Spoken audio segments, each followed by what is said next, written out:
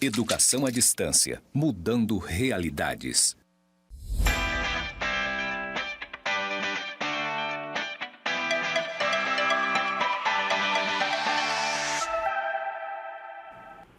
Olá, tudo bem? Então, hoje nós vamos para a nossa quarta aula de gestão de pessoas e comportamento organizacional. E hoje nós vamos falar sobre aqueles aspectos que impactam a gestão de pessoas nas organizações, tá certo? Bem, dessa forma eu gostaria de convidá-los, né, para conhecer o nosso conteúdo e assim adentrarmos na nossa disciplina hoje. Vamos lá? Muito bem. Então, quero começar apresentando a vocês os nossos objetivos de hoje. Na aula de hoje, nós vamos conceituar comportamento organizacional, conceituar o que é o comportamento organizacional, vamos também conceituar o que é cultura organizacional, né? E aprender a aplicar seus elementos. Vamos compreender os elementos perceptíveis do clima organizacional, né? O que é o clima organizacional, quais seus elementos, identificar o processo de relacionamento interpessoal, relacionar elementos também de inteligência emocional e entender a dinâmica da motivação nas organizações. Hoje, os nossos assuntos, nossos aspectos são bem comportamentais mesmo, principalmente relacionados ao comportamento do indivíduo dentro da organização, certo? Então, vamos em frente. Bem, a primeira coisa que vamos aprender é conceituar as dimensões da cultura organizacional. A primeira delas é a dimensão material. O que é isso? Refere-se ao sistema produtivo, né, de produtos ou serviços da organização. Seria a verificação de como funciona a forma de produzir ou atender dentro de uma organização. Então, está muito ligado a aspectos materiais mesmo, né? Como que essa organização trabalha, como que ela produz, como que ela atende, né? Então, está muito ligado às questões palpáveis, físicas, que a gente consegue analisar. A segunda dimensão é a dimensão psicossocial. Essa daí revela a forma de interação e de comunicação entre os membros. Assim, em organizações mais hierarquizadas, as relações podem ser mais formais, enquanto que em organizações mais achatadas, as relações podem ser mais abertas. O que quer dizer isso? A dimensão psicossocial está mais ligada à questão das relações entre as pessoas. Organizações hierarquizadas, elas costumam ser mais formais. As pessoas, elas têm um tratamento mais formal umas com as outras. Já as organizações mais simples, sem tanta, que a gente fala achatada, né, sem tanta hierarquização, tantas chefias, né, tantas autoridades, ela costuma ser mais informal, as pessoas brincam mais, elas trabalham, mas elas também brincam, se relacionam de uma forma mais engraçada, mais solta, né? Então, isso é o aspecto psicossocial, né? Bem, e aí temos também a dimensão ideológica, que está mais ligada aos valores, às normas, aos rituais praticados na organização. Tem forte relação com a história e com a missão da organização. Bem, o que é isso? São valores, as coisas que as pessoas valorizam, né? O sentimento que envolve elas. O que são esses rituais? Seriam práticas simples, como, por exemplo, celebrar o aniversariante do mês, né? Ou então, quando chega um novo colega, apresentar, levá-lo de setor em setor. Então, são práticas que normalmente as pessoas costumam exercer dentro da organização com naturalidade também, né? Então, esses são os aspectos da dimensão ideológica, né? Vamos em frente.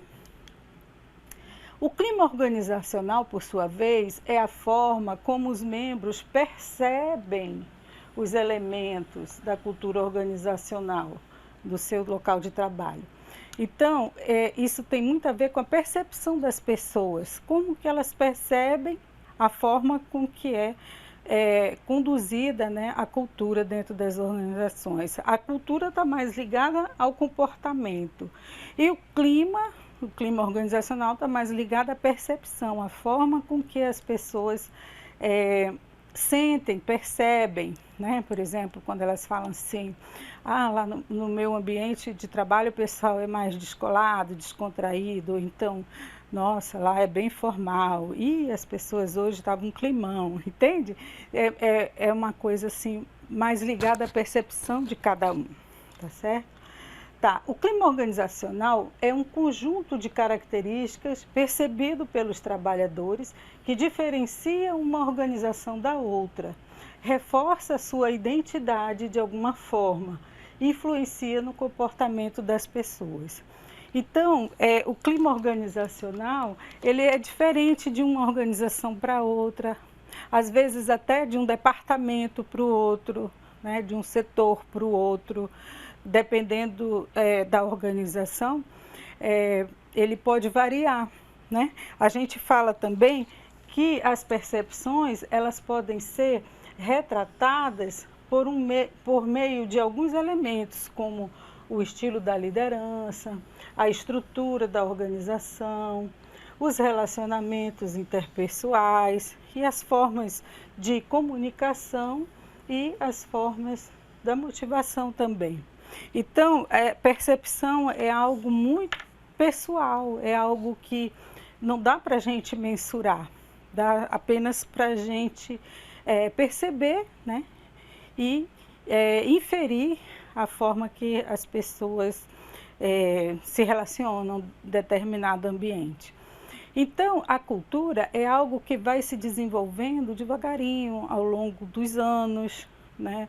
De repente, começou quando os primeiros trabalhadores, os primeiros funcionários de determinado setor entraram, e os demais vão entrando e vão meio que repetindo aquele comportamento, né?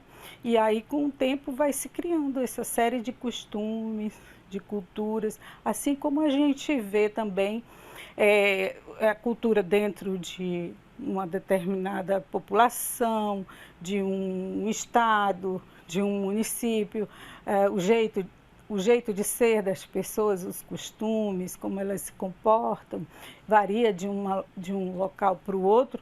Da mesma forma, dentro da própria organização pode variar de um departamento para o outro, né, de um setor para o outro, como também varia consideravelmente de uma organização para outra organização. Então, isso a gente chama de cultura. E o clima seria justamente a percepção, a forma com que as pessoas que trabalham ali percebem, né, e interagem entre si, se elas são mais formais ou se elas se sentem mais à vontade, né, para rir, para brincar, para se relacionar com as outras pessoas, tá certo? Vamos em frente. Relacionamento interpessoal, então, a gente pode dizer que entender o relacionamento interpessoal no ambiente de trabalho, você deve considerar a relação principalmente entre duas pessoas, né? Na relação interpessoal, são compartilhadas interações que devem considerar alguns fatores, os sentimentos de cada um, a percepção de cada um, o comportamento de cada um e a personalidade de cada indivíduo. Então, a relação interpessoal, ela tem muito a ver com a forma com que as pessoas interagem umas com as outras, né? E está muito ligada também com a forma com que as pessoas reagem, né? Com aquilo que dispara nela, né? Com os seus gatilhos pessoais, né? Então, é muito importante que as pessoas observem isso, né? Como eu me comporto no meu ambiente de trabalho? O que é que dispara em mim? O que é que faz com que eu tenha uma reação mais agitada ou mais tranquila diante de determinada situação?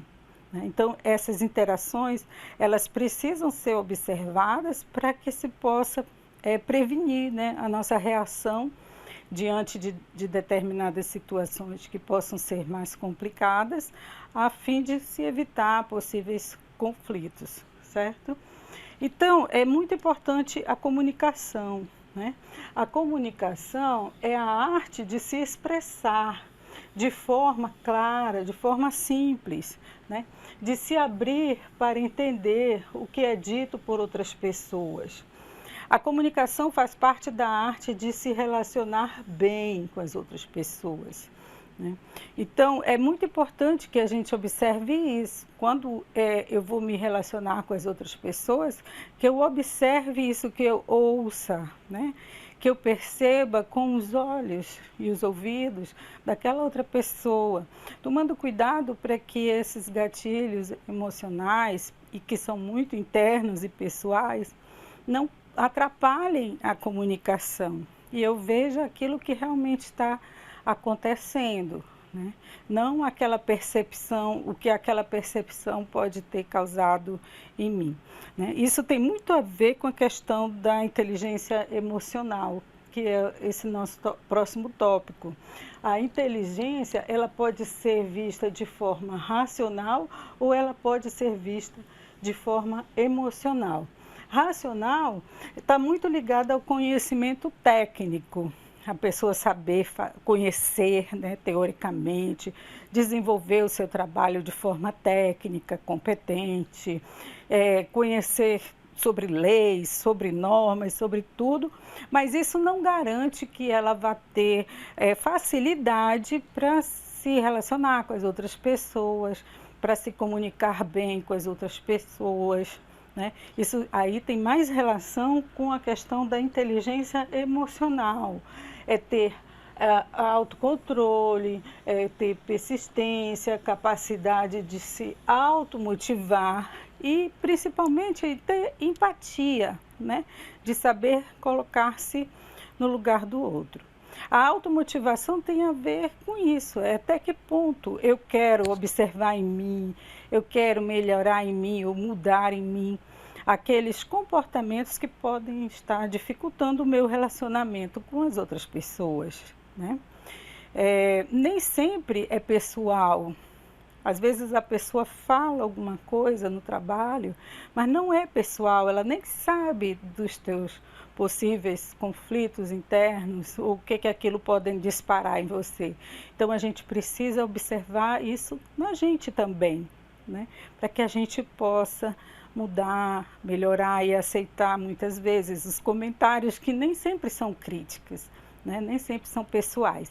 E isso nos leva também a melhorar no nosso trabalho, no nosso ambiente, nas nossas condições, né? E podemos dizer que isso é uma forma de se automotivar, porque você está trabalhando em você a sua forma de reagir a determinadas situações, tá certo? Então vamos em frente. Elementos de inteligência emocional. Vamos falar um pouquinho para ajudar a gente a entender, compreender mais isso aqui. Primeiro, conhecer as nossas próprias emoções. Reconhecer que temos sentimentos é o primeiro passo para você aprender a se controlar, né? Então, a gente reconhece as sensações que possamos vir a ter diante de determinados fatos. Então, esse é o primeiro passo para que a gente possa começar a melhorar. Depois, lidar com essas emoções. Como que eu lido com as minhas emoções? O objetivo é que se alcance o equilíbrio, né? Buscar a forma de agir com maior serenidade, com equilíbrio, buscar o caminho do meio, né? Como dizia Confúcio. Não me exaltar de primeira, vamos observar a situação, ver o que é que está acontecendo, lembrar que quase sempre, na maioria das vezes, não é pessoal, e sim são as minhas reações diante de alguma coisa que eu ouvi que me remete às vezes a uma situação desagradável no passado e eu acabo reagindo de uma forma que não é legal, tá certo? Tudo bem. Então vamos agora falar sobre motivar-se. Então tem muito a ver, como a gente já falou, com o autocontrole emocional. Contribuirá para alcançar nossas metas com a motivação. Quer dizer, quando a gente consegue perceber isso, perceber em nós mesmos, nossas fragilidades, as nossas dificuldades, e a gente vê que aquilo realmente não é pessoal, a gente começa a mudar, né? Os nossos comportamentos vão ficando mais serenos, a gente vai agindo, buscando mais equilíbrio, né? na energia com que a gente reage e fala, e automaticamente, quando a gente vai percebendo, cada pequeno sucesso desse, a gente vai se motivando, né, para determinadas situações que possam vir a acontecer futuramente. A outra coisa é reconhecer as emoções dos outros, que isso se chama empatia. É o exercício de se imaginar no lugar do outro e assim tentar entender também o sentimento do outro, né?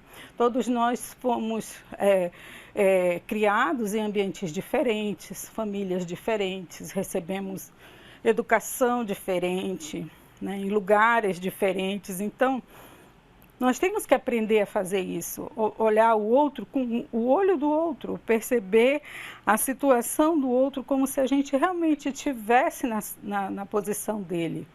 Será que eu, na posição daquela pessoa, eu agiria da mesma forma? Talvez eu agisse até pior, né? Então, isso é ter empatia, é saber se ver no lugar do outro. Será que eu reagiria naquelas mesmas condições, naquela mesma forma com que o outro está passando? Será que eu agiria da mesma forma que ele? Né? Talvez até pior, né? Então isso é importante a gente observar. E, finalmente, lidar com esses relacionamentos. É importante dominar, isso se chama autocontrole, né? Além da empatia.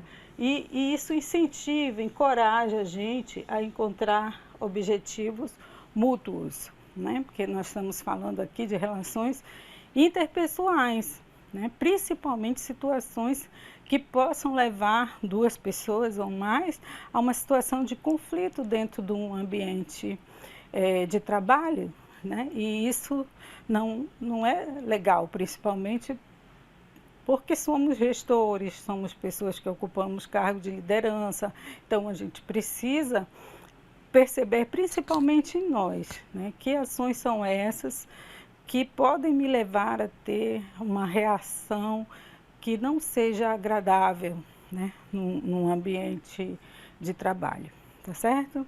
Vamos em frente. Então, quando a gente trabalha motivação nas organizações, a gente está pensando num conjunto de causas e de razões que influenciam a intensidade e a persistência das pessoas na busca por seus objetivos. É primordial que a gente mantenha a direção, a persistência e a intensidade. Então, o que é cada um ponto desse?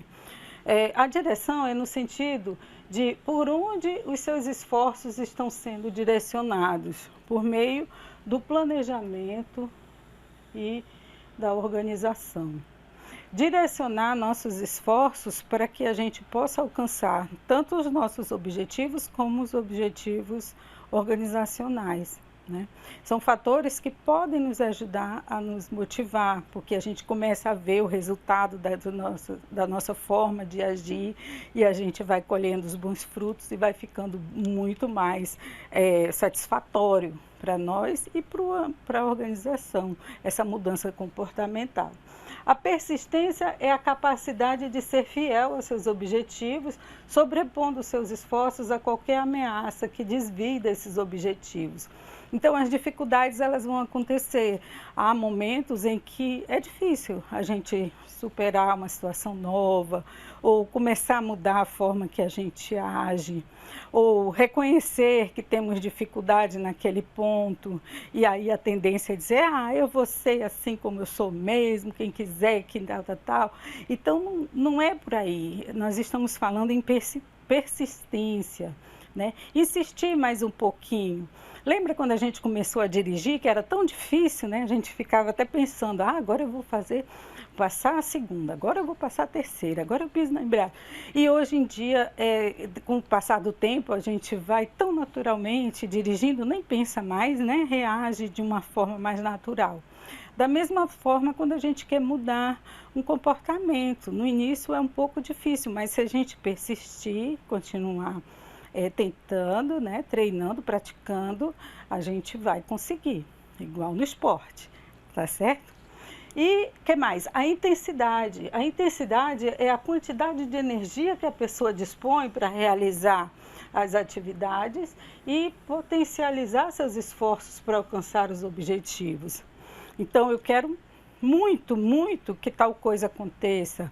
Eu preciso muito mudar aquele mim. Então, além da persistência, eu tenho que observar a intensidade com que eu estou me dedicando àquela nova forma de me comportar, aquele novo jeito de ser, né? Essa intensidade com que a gente dedica para as coisas que a gente quer também registram, né, marcam, potencializam em nós essa capacidade da gente se automotivar. Então, a motivação é sempre um processo muito interno do indivíduo, é algo que cada um sabe de si, o que cada um sente, o que cada um pensa, né? É observar-se, né? Como eu disse, aquela questão dos gatilhos, observar quais são os fatores que influenciam para aquele meu comportamento que eu quero mudar e trabalhar para que eu possa mudá-los, né? Manter a regularidade, a intensidade, a frequência daqueles comportamentos que eu sei que eu preciso trabalhar em mim, que eu preciso melhorar, tá certo? Então, isso é muito bom, essa questão da motivação nas organizações, porque a gente aprende a lidar na prática com esses conceitos de inteligência emocional. Então, vamos em frente. Essas são as referências que a gente utilizou nessa aula de hoje. Sugiro que vocês busquem esse material, especialmente na minha biblioteca. Façam uma leitura, porque é um assunto muito gostoso, quando a gente aprende a observar em nós. A mudança começa em nós, né? A gente percebe que algo precisa ser melhorado. E, a partir daí, a gente começa a influenciar também o meio à nossa volta, tá certo? Muito obrigada e até a próxima.